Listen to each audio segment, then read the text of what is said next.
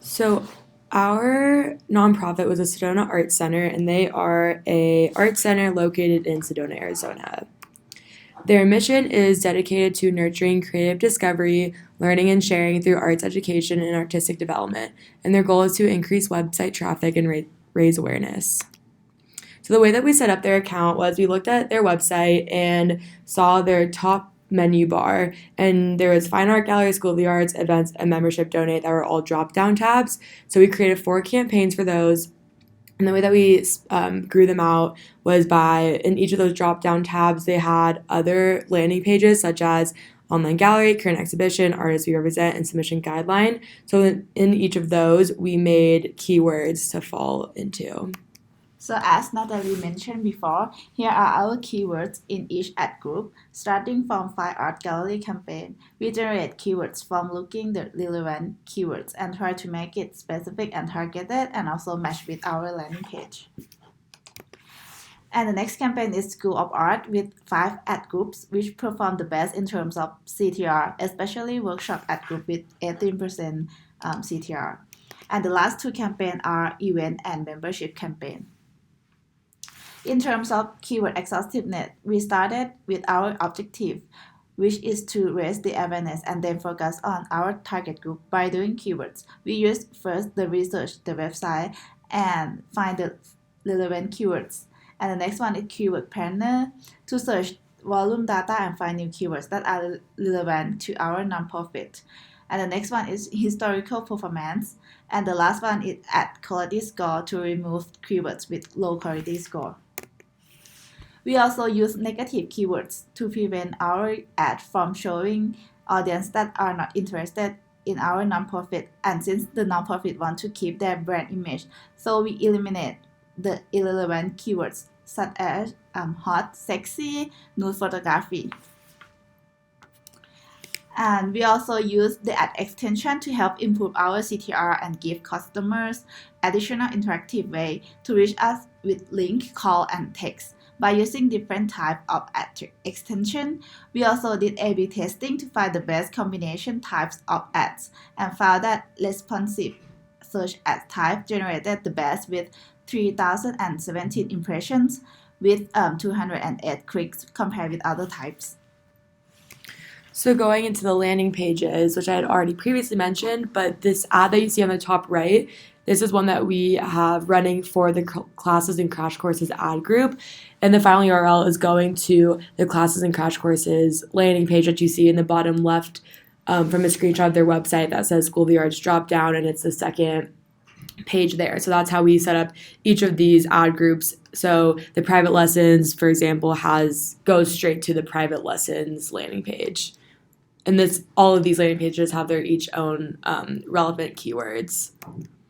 So with our impressions, we actually have gotten less impressions than originally they were getting with their previous campaigns. However, we're getting a lot more clicks through the website. So our CTR is much higher. I think it's actually double their previous CTR. And I believe that this is because our keywords are a lot more tailored to each campaign and each ad group. So this is exactly what we wanted. We wanted more people going to the website, and that's exactly what's happening. What we were doing when we noticed our impressions dipping a little bit was removing low quality keywords to make the ads more relevant to people searching on Google. We did this once a week. However, I think that this is something that they could do more often to increase their impressions. Next one, we are going to talk about the ad quality scores. We try to choose words with high ad quality scores in order to make the ad shown more, as well as more relevant on Google. In the future, to improve the ad quality for future campaigns, we need to add more keywords with at least average landing page scores and average ad relevance, and also eliminate those with below average scores. Next is landing page experience. The landing page score of events campaign is all below average.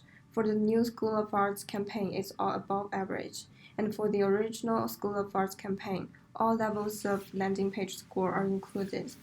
The reason events is below average is because it might be lacking some specific keywords targeting to those held events, since we already have some general ones.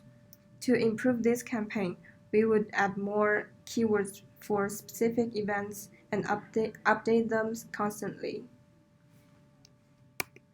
Speaking of ad relevance score, to improve ad relevance score during the campaign, we should make our ads closely related to smaller groups of keywords. For example, while adding the ads extensions, we consciously include more closely related keywords. Now we are going to talk about responsive research. Knowing that responsive research ad could generate countless testing possibilities with up to 15 different headlines and up to 4 different descriptions. We add as much relevant headlines and descriptions as we can to expect higher ad quality. Taking the ad events campaign as an example, we improve the ad strength by following the given advice showing on the screen, resulting in more clicks and impressions for the same ad group. This diagram clearly shows the hierarchy of campaign, which is a set of ad groups that contains one or more ads. The audiences that we target are shown on the right, such as travel, family-focused, arts, and design, education, and so on. We mainly target 18 to 34 years old Americans on computers and mobile phones. Why these targeting parameters are useful to improve KPIs? First of all, Sedona has events, courses, and workshops with various topics to attract people who are interested in arts, family events, education, and so on. Secondly, young adults may come by themselves or bring children to learn arts. Thirdly, displaying on computers and mobile phones gives us enough exposure to audiences. Last but not least, Sedona Arts Center is located in Arizona, USA.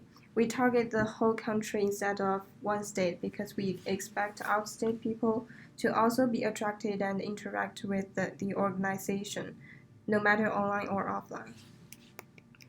So with our budget, it originally started at $84 because that's just what it previously was at when we got assigned or given the information for the account.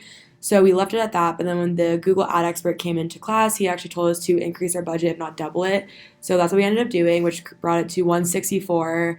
And that we only did that for 2 of our accounts, for our campaigns, and then the other ones we put at $100. But then as we started seeing more traction with the higher budget, we actually increased our budgets for the other ones as well.